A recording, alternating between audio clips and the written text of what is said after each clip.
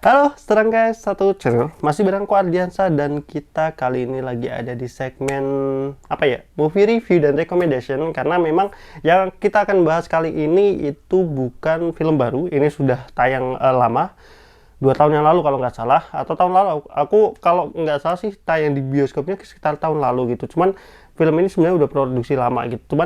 Nah ini itu adalah film yang diangkat dari sebuah buku dengan judul yang sama, yaitu nanti kita Banyak orang cerita bilang tentang hari ini. cerita Namanya Aurora, paling berbakat di antara kami. Kak, ikut yuk. Aku di rumah aja deh. kakak terbaik di dunia itu namanya angkasa. Selalu ada, Bye. Kali. Kayak sayur. Hati-hati, Wan. Anak band gak ada yang benar. Tuh kan.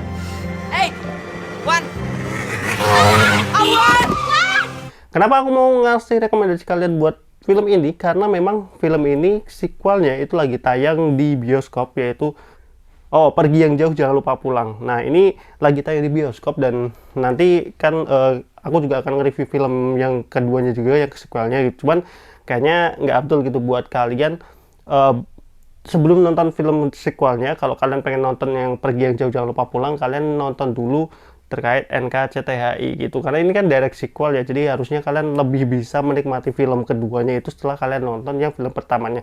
Nah ngomong-ngomong NKCTHI atau nanti kita cerita tentang hari ini, itu kalian bisa saksikan tonton di Netflix karena sudah ada di Netflix ya, platform streamingnya yang legal ya, kita bisa legal. Tapi kalau yang non legal aku nggak menyarankan ya, silahkan saja kalian bisa cari di Google, itu sebenarnya udah banyak lah. Kalau sebuah film udah tayangin di platform streaming legal, itu pasti ilegalnya juga akan keluar bersamaan. Tapi sekali lagi aku nggak menyarankan yang non ilegal, itu keputusan kalian sendiri. Cuman kalau untuk yang versi legalnya kalian bisa tonton di Netflix gitu. Oke, kita langsung aja deh untuk nanti kita cerita tentang hari ini. Nanti kita cerita tentang hari ini itu sebenarnya sebuah film keluarga yang mengangkat kisah tentang 5 orang dalam satu keluarga. Itu ada terdiri ayah, kemudian ada ibunya, kemudian ada 3 anak.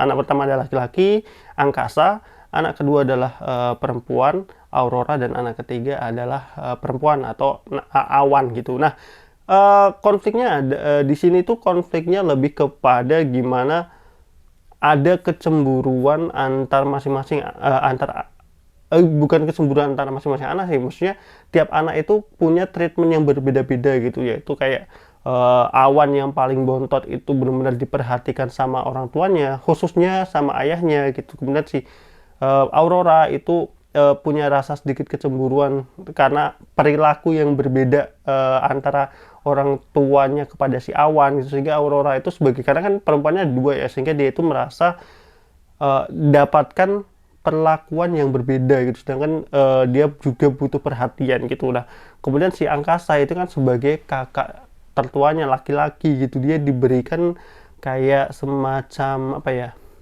disuruh diemban untuk menjadi seorang kakak yang punya tanggung jawab yang besar gitu untuk menjaga adik-adiknya. Dan juga memang ada satu kejadian ini di awal-awal sebenarnya, ada satu kejadian si Awan ini hampir celaka karena sempat terserempet motor di depan sekolahnya waktu dijemput sama si ibunya. Nah ini yang memunculkan trauma buat ibunya, sehingga ibunya tidak mau mengendarai mobil lagi, walaupun ibunya bukan yang istilahnya bukan salah dia yang menabrak atau apa ya, cuman waktu itu karena kejadiannya juga dilihat secara langsung dia lagi bawa mobil. Nah dia sekarang punya trauma itu gitu. Kemudian orang tuanya juga sangat protektif pada si Awan karena ya mereka kan sempat mau kehilangan si Awan ya karena kecelakaan tersebut. Kemudian orang tuanya juga sangat keras kepada anak, khususnya ayahnya kepada si Angkasa sebagai kakak tertua gitu, karena ya dia yang harus ngejaga adik-adiknya gitu. Ketika mereka katakanlah sudah nggak ada, orang tuanya udah nggak ada, kan otomatis ya kakak tertuanya yang laki-laki apalagi gitu untuk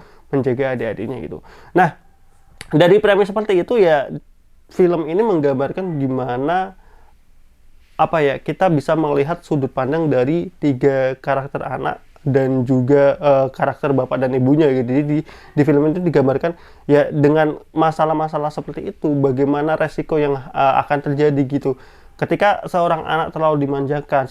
Bukan dimanjakan, semuanya harus menuruti kata orang tuanya gitu. Akhirnya ada satu titik dia akan rebel gitu kepada orang tuanya atau membangkang pada orang tuanya. Kemudian Aurora yang istilahnya dia itu apa ya, punya kecemburuan lah kepada adiknya gitu.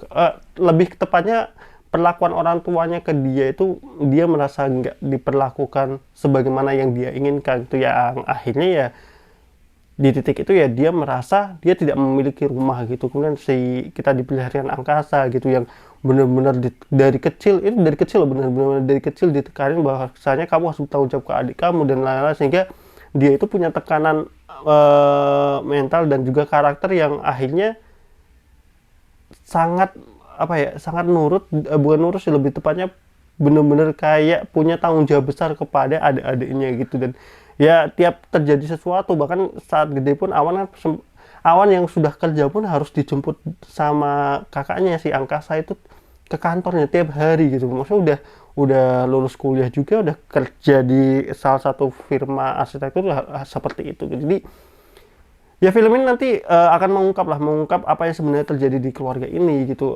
Sebenarnya selain terkait kenapa orang tuanya sangat menjaga anaknya seperti itu gitu, kenapa kemudian perlakuan ketiga anak ini berbeda gitu. Kemudian gimana dari sudut pandang anak itu melihat hal-hal yang terjadi di rumah itu gitu, dan ya mereka punya problematikanya juga masing-masing gitu ya. Ini adalah salah satu film keluarga yang hangat yang bisa kalian tonton bareng-bareng, karena ini juga artinya kayak harusnya semua umur atau bimbingan orang tua lah minimal gitu, karena di sini cocok banget untuk ditonton bareng antara keluarga, orang tua dan juga anak, karena di sini secara emosional, secara sudut pandang dan secara sudut pandang moral itu ya bisa dipelajari dari semua kalangan. Dari anak bisa mempelajari gimana cara bersikap menjadi anak yang sebaiknya itu seperti apa gitu, gimana melihat memposisikan orang tua terhadap keinginan si anak gitu. Jadi banyak banget lah sudut pandang. Jadi ini cocok banget buat kalian tonton secara keluarga. Secara positifnya sih itu sih. Jadi buat kalian yang belum nonton, ini aku cukup rekomendasiin untuk kalian tonton. Nanti kita cerita tentang hari ini. Kalian bisa tonton di Netflix ya. Kalau kalian yang udah langganan kan gratis ya, kalian bisa tonton aja di Netflix gitu.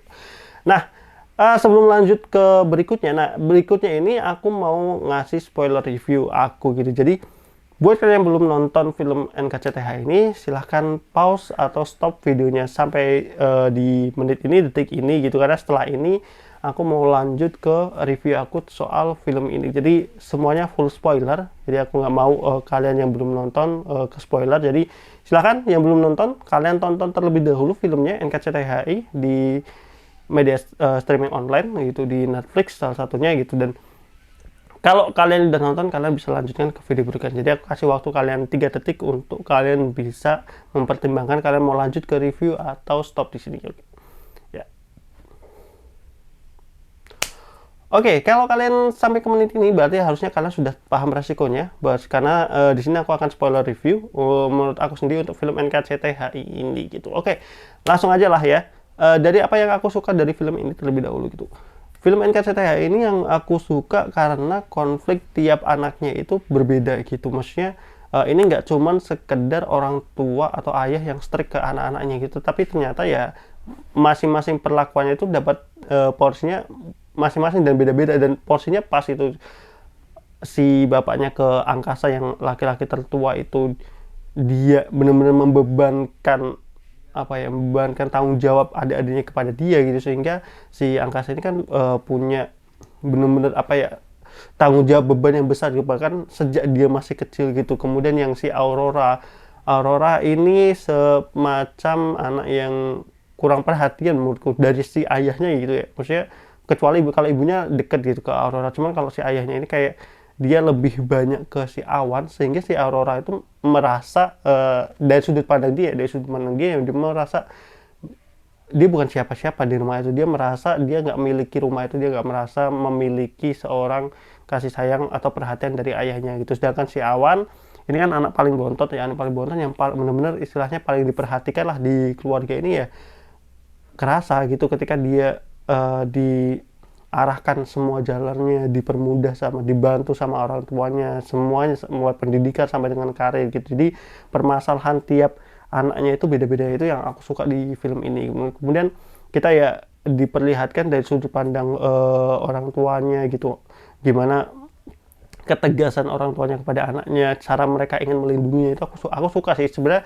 Konflik utama keluarganya ini aku suka gitu, walaupun nanti kita bicara yang nggak aku suka dari masalah konflik ini gitu. Satu itu, kemudian yang aku suka yang kedua adalah berkaitan dengan acting pemainnya gitu. Acting pemainnya di sini menurutku dapat banget gitu, si Aurora, si Awan pun Angkasa ataupun ayahnya. Oh, di sini tuh ada dua setting ya, setting masa depan dan juga bukan setting masa saat ini dan masa lalu gitu, waktu kecilnya gitu, yang mana dua-duanya memiliki peran yang sebenarnya vital di secara cerita gitu. Secara acting juga udah nggak bisa diragukan lagi, karakternya nggak ada yang miss, aku suka semuanya gitu. Sini juga ada Kale, kalau kalian tahu Story of Kale, itu salah satu bisa disebut spin-offnya dari NKCTH ini, Story of Kale sama Story of Dinda kalau nggak salah. Nah, tapi aku nggak nonton yang dua itu karena main seriesnya kan di NKCTH ini, jadi itu sih secara konfliknya semuanya dapat, dan juga actingnya aku suka sih terkait hal ini gitu. Kemudian penyelesaian konfliknya sih apa ya, aku sih mungkin karena kita coba ngobrolin terlebih dahulu terkait apa yang nggak aku suka kali ya, karena biar aku bisa menyambungkan antara apa yang nggak aku suka dan juga terkait penyelesaian konfliknya gitu. Yang nggak aku suka di sini itu adalah konflik utamanya, maksudnya mungkin ini persepsi pada aku ya, aku nggak dapet gitu kayak traumanya seseorang kan. Jadi konflik ini udah disampaikan, diingatkan lah ya, kalau ternyata si Awan tuh seharusnya lahirnya nggak sendirian, jadi lahirnya itu kembar, dua anak gitu, tapi yang anak meninggal gitu. Kayaknya nggak dijelasin meninggal. Pokoknya intinya lahirnya harusnya itu kan kembar, cuman yang satunya meninggal. Jadi mereka itu harusnya 4 bersaudara gitu, yang mana yang tahu itu cuman si Angkasa gitu, karena Angkasa waktu lahiran Awan dia kan udah cukup umur, dia udah paham, dia bahkan ngebantu nyiapin ranjang untuk dua adiknya yang mau lahir gitu. Jadi pada saat yang hidup cuma si Awan doang ya, cuman dia yang tahu bebannya, karena setelah itu kan ibunya sangat trauma dan juga ditutupin kan semua masalah terkait adiknya yang sudah meninggal ini. Cuman ini konflik ini aku sendiri ya, di film ini aku nggak dapet gitu, nggak tahu di secara buku atau apa. Cuman kalau di film itu alasan sampai ibunya mendapatkan trauma yang sebesar itu tuh nggak dapet gitu, karena kematian dari kembarannya si Awan atau adiknya Awan ini, pertama nggak ada kesalahan yang dilakukan dari orang tuanya, maksudnya katakanlah meninggal atau keguguran atau apapun tuh kayak nggak ada ya, itu takdir aja gitu, takdir mungkin memang takdirnya seperti itu. Beda kalau mungkin ada kesalahan yang dilakukan orang tuanya sampai si anaknya itu akhirnya lahirnya cuma satu yang hidup itu. Nah itu mungkin ya dalam artian ya ada rasa bersalah, ada rasa trauma, jadi itu lebih dapat gitu. Cuman kalau di sini itu kan ya balik lagi ya, ini persepsiku di film ini, menurutku emosinya kurang sih untuk sampai nge-create cerita seperti ini, menjadikan konfliknya itu menjadi lebih lebar lagi ke tiga anak berikutnya. Jadi konflik utamanya yang justru aku nggak dapat masalah bayi kembar ini. Jadi kayak trauma yang diakibatkan dari kejadian itu tuh menurut aku ya, menurut persepsi aku kurang, atau mungkin ya memang kurang diceritakan aja, kurang secara dialognya aja mungkin ya yang kurang di film ini, sehingga apa yang ingin coba ditekankan, kenapa orang tuanya bisa setraumatis, ibunya lebih tepatnya ibunya bisa setraumatis itu nggak tersampaikan ke penontonnya gitu. Jadi konflik utama sih justru yang aku sayang banget, malah bahkan aku lebih suka film ini kalau nggak usah lah ada konsep bayi kembarnya ya, walaupun ini diangkat dari buku ya, maksudnya secara film aku lebih suka kalau nggak usah ada cerita tentang bayi kembar ini, mending ceritanya fokus kepada kalau mau meng-create gimana akhirnya konflik keluarganya, orang tuanya memperlakukan anaknya, cukup dengan kejadian Awan hampir meninggal karena keteledoran dari Angkasa ataupun kemudian orang tuanya, itu cukup sih, karena itu kan lebih ngerasa kalau ya mereka hampir kehilangan anaknya yang sudah tumbuh gitu, sudah mereka cintai ya, di depan mata mereka. Itu kan lebih traumatis ya, itu lebih traumatis, lebih ngena daripada eh, bayi yang istilahnya secara ikatan emosionalnya mungkin bagi aku yang nonton tuh belum gitu. Toh ini bukan merendahkan kasih sayang ibu, enggak, cuma maksudnya kan ya kembar gitu, masih ada satu yang hidup gitu, yang satu memang sudah takdirnya seperti itu, jadi kurang aja sih. Jadi aku agak nggak dapet sebenarnya secara konflik utama terkait bayi kembarnya itu pun. Kamu kalau kita bayangin, coba kita udah dewasa terus pada saat berantem kita tahu fakta bahwa sebenarnya kita itu punya adik, itu kita punya adik yang meninggal pada saat lahir gitu. Memangnya apakah itu berefek apa sih kepada kita gitu, berdampak apa sih kepada kita, yang mungkin ya maksudnya itu kan kita nggak pernah yang ada merasa bersalah juga kan karena kejadian itu, karena memang tidak pernah ada kesalahan yang dilakukan keluarga itu sehingga kejadian itu terjadi kayak gitu. Memang konfliknya sih lebih diutamakan lagi, bisa diarahkan ya ke masalah traumatis si ibunya. Jadi ya itu ya mungkin yang aku nggak suka di film NKCTH ini ya, konflik utamanya itu alasan penyebab semuanya terjadi gitu. Ini yang cukup vital tapi menurutku kurang bisa digambarkan. Mungkin kalau di buku alasan-alasannya lebih bisa spesifik kali ya, jadi lebih dapat ke pembacanya gitu. Tapi kalau di film ini itu sih aku agak miss di twistnya itu gitu. Jadi menurutku agak kurang secara konflik utamanya gitu. Nah, kalau balik masalah ke endingnya aku sih suka itu, gimana akhirnya si ibunya yang dulunya diam sekarang punya, dan juga sempat trauma kan nggak mau bawa mobil lagi, sekarang punya keberanian untuk menjemput anak-anaknya kan. Di akhirnya itu anaknya ya semacam terpisah dalam artian Auroranya sudah dengan dunianya sendiri, Awan ke rumah temennya, kemudian si Angkasa juga ke tempat calonnya gitu.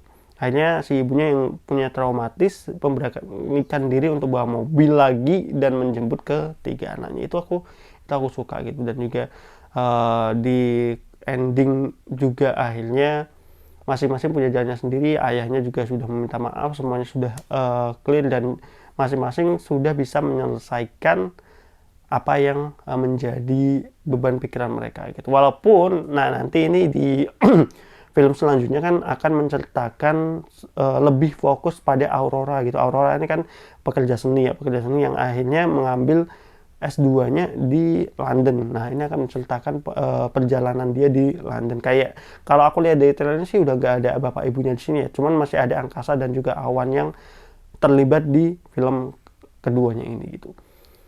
Jadi kalau aku bisa simpulkan untuk film ini, NKCTH ini adalah sebuah film keluarga, sebuah film yang hangat yang bisa kalian tonton bersama keluarga kalian. Buat kalian yang suka film-film terkait drama keluarga, kemudian kaitannya dengan parental mungkin ya, parenting gitu, gimana imbas balik dari perlakuan seorang orang tua kepada anak-anaknya sehingga anaknya itu tumbuh dengan cara yang berbeda-beda gitu, karena perlakuan yang berbeda-beda gitu, ataupun mungkin tanggung jawab yang berbeda tiap anak gitu. Gimana beratnya menjadi kakak tertua, gimana rasanya menjadi anak tengah mungkin yang kurang diperhatikan, gimana rasanya menjadi anak paling botot yang selalu diarahkan pasti ada satu titik rebelnya. Jadi ini cocok banget buat kalian tonton gitu, untuk ya bisa menjadi pembelajaran yang cukup baik lah untuk di keluarga gitu. Nah, cuman memang yang kurangnya memang secara konflik dan juga penyampaiannya. Untuk film ini konflik keluarganya dapat, cuman konflik utama yang berkaitan dengan bayi kembarnya itu yang aku kurang sih, secara aku pribadi ya. Secara traumatisnya itu menurutku kurang untuk bisa mengcreate kondisi keluarga yang harmonis ini menjadi keluarga yang seperti itu gitu. Oke, mungkin itu aja kali ya. Kalau untuk skor untuk film ini NKCTHI aku kasih di skor 7,5/10.